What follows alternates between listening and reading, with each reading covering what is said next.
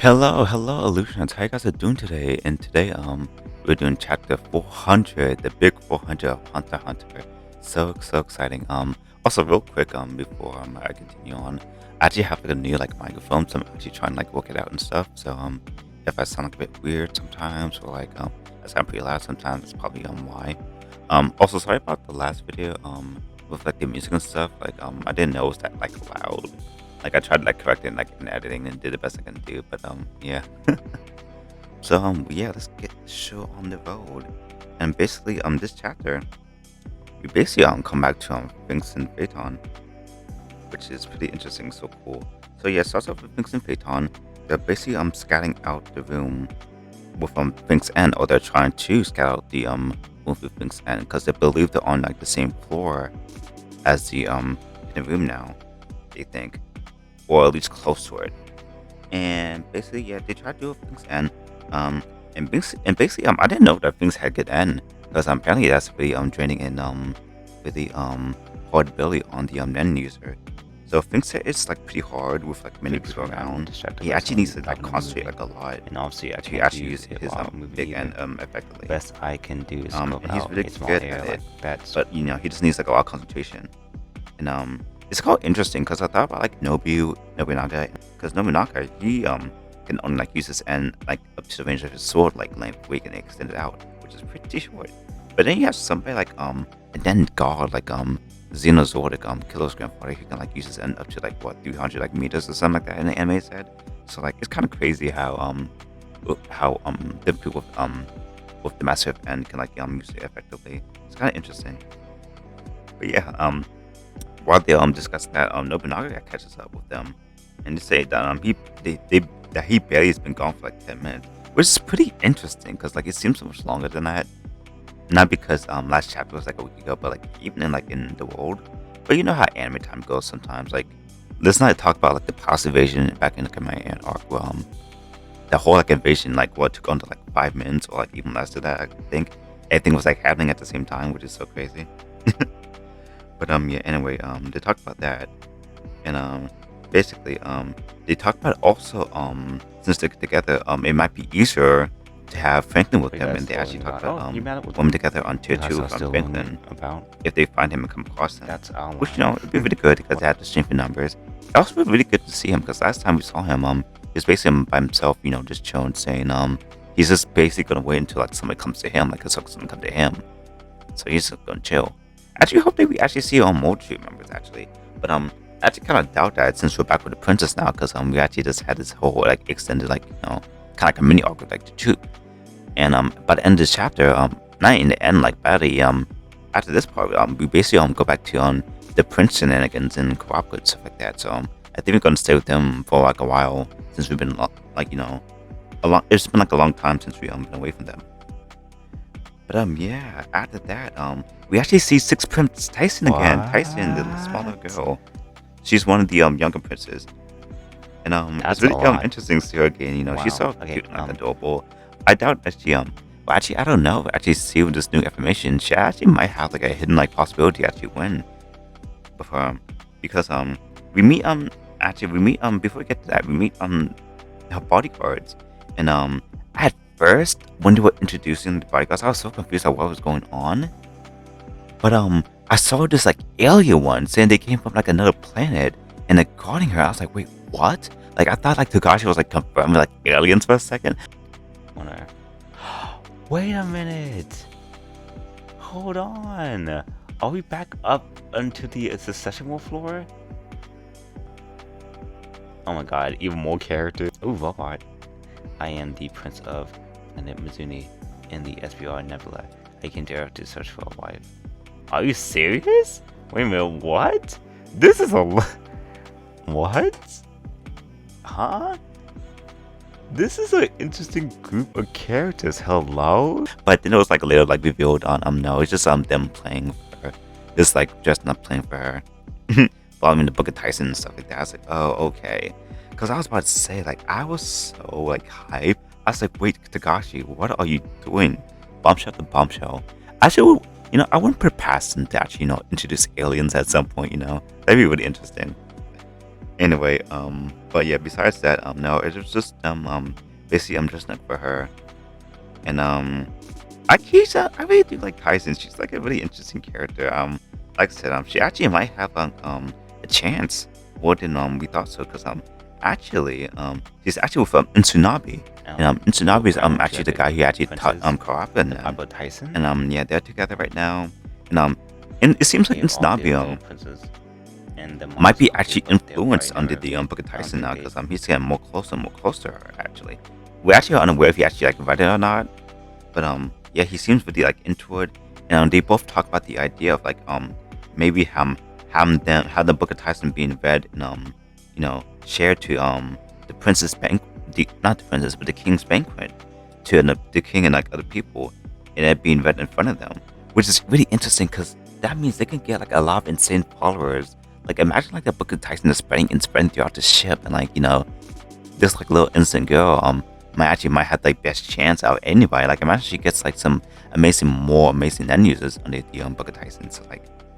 that is so interesting to like see that she might gain like this like mass influence by the spread of this thing, which is so cool. It really makes you think that you never know how to like you never know how this war is gonna like go about. Never count anybody out. She might actually have a chance to like if she actually does that. That'd be so insane. Can you guys imagine? But yeah, after that, we actually go on to Prince Fugestsu, and we see her again in Kachow.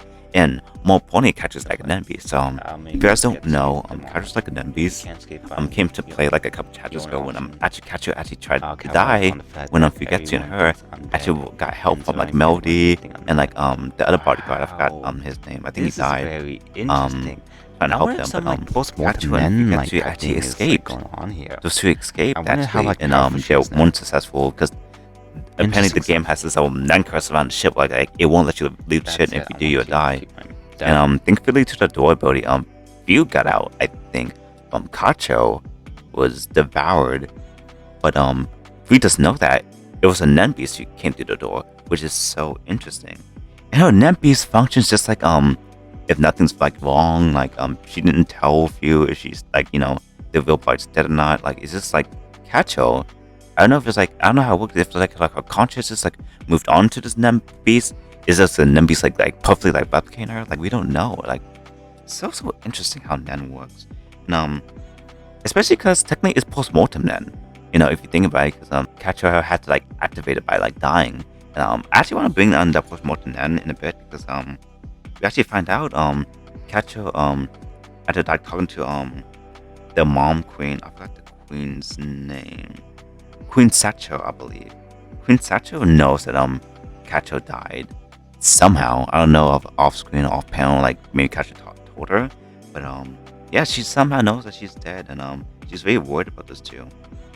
And basically Kachow was with Melody, and Melody now knows that something's up with Fugestsu too, and Melody is doesn't know how to really take it, and like she's thinking about all these things that she has to like deal with now. But yeah, Kachow goes to find Few in the safe room that they're both in. And she found some door in the bed actually searching for her because she was worried that she wasn't in the room. And Few comes to the door, and she does not seem like Few at all. Like the face, like the one panel that like Togashi like drew her, like her face was insane. It's a huge game-changing news. Hello? Why is she drawn like this? Okay, Futon. Oh my god. What's going on? It looked insane looking.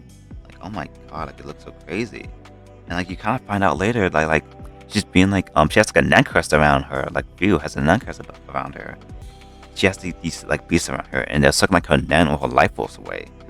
And this basically has to be like an attack from some other prince or some other like person. And I don't know who, but we're gonna find out soon. At least I hope we do, because that seemed so interesting. Like her life was being sucked away. I was like, I'm wondering like what's been happening since we've been with like the fan troop and like Hanwai and like what they're doing. Like so much has been like going on, still continuing even while we were following them. Like how did that happen? Like and during like Few was saying that with her power, like she can go anywhere on the ship. It's unlimited to her. She doesn't have to do it only once a day. Like she can do it whatever. And she can both enter and exit by herself now. Like she can do all this stuff now. So I was wondering like if it's because of like this nun curse is it because of the necros, or maybe is it because of the connection between her and Kachow dying, and maybe that kind of post-mortem then, like, shenanigans kind of like happening, and that kind of gave fugestsu like an indirect boost. So I wonder, like I was mentioning the post-mortem Nen thing earlier, right? What is that? What is? Maybe that's the reason why like her power seems unlimited now, because maybe like Kachow dying, maybe since they're like twins and like they're linked, and their like powers like linked, maybe that like post-mortem Nen effect maybe like made her more powerful, and now she's able to use it, in more efficiency. Like I'm kind of curious at how this is gonna work out. Kind of curious, really curious. But also after that, back with Melody, like I said, she was the one who knows it and knows fugestsu by walking past her on her way to talk to some princes about the whole situation. Why does she? And she hears the heartbeat. Why does she look like that? What's happening? There's a lot of cool stuff happening in this chapter. Oh my god. What? Is she being attacked?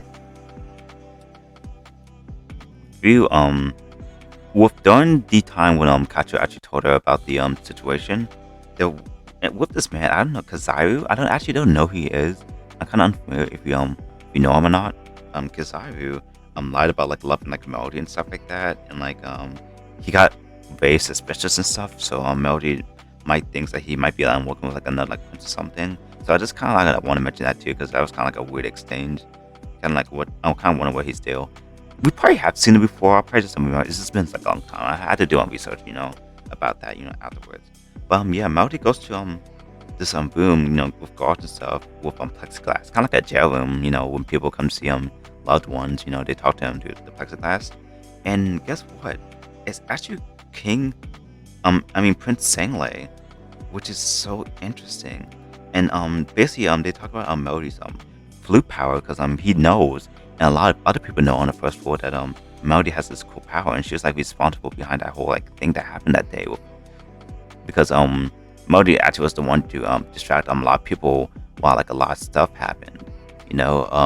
Prince Ragnar was gonna be shot by his assistant. I forgot. Oh yeah, Cereza. Not Cereza. I forgot that girl who's she shot Ragnar, but she was gonna shoot him, and but it didn't. She kind of got blinded by Melody's power, and Melody's power like kind of helped Fu and the Kachow escape. So yeah, Zhenglei and a lot of other people know that she's behind that. And what's also interesting is that Zhenglei gives him, his Nem Beast guys that produces the coins. He actually gave her one of those coins, and we don't know what those coins still do. So that can be like a mild inconvenience to like a really dangerous thing that could be put on to like Melody. Because like it's so unpredictable and then so unpredictable, and we don't know what those coins do. It's like we don't know about that. And then like I'm really like scared for like Melody, because she's like in a really really weird spot with like all the princes know about like her ability and stuff, and like now having this coin with her. Like I'm so like scared for her life in the future. And yeah, the only thing we know about the coins is like Stanley like kind of had this like theory about activation of like it might be helpful to them, like to him after the war, and then with his bodyguard mentioning that it could be helpful like during the war, but he has to be like some requirement has to be met. So like we don't know how that ends up. We actually still don't know like a lot of the full potential of some of the Princess Nembe's are, which is pretty interesting. And also during this chapter we had this like the mysterious podcast that happened about like a unknown like event on tier 3 that happened, and it has me really curious of what could like have happened. Maybe like more troop members, maybe or like in a fight, or like might discover something. Maybe other family members of other clans are like making a move. Maybe he'll be Katara or whatever. It can be really anything. I'm really curious to know what's happening with that in the background. But also now we're at the end of the chapter, and the last thing I want to talk about is the Kurapika, and like how like he met with Prince Tepeppa, and he's making like alliance with Tepeppa. And as we know, like a couple of chapters ago, Prince Tepeppa and like Ragnar actually made like an alliance, and Kurapika doesn't know about that. So now having like this alliance with Tepeppa after she kind of like denied doing like the water divination, because she actually knows about how to do Nen now. she actually came and like her and like Kurapika made like an alliance, and Kurapika doesn't know that she has an alliance with Savagnet, so Kurapika actually might indirectly get closer and closer to Savagnet now, and that's gonna be so interesting when they finally meet. Nothing but, like I said, by the end of this arc, I'm not gonna surprise if they reach like the new lands or whatever, that this whole ship might go down. This ship could possibly like go down like in flames, or like be like wrecked in some way, because like all the madness that's gonna have on this ship is gonna be insane, man. And yeah, and that's basically like the end of the chapter.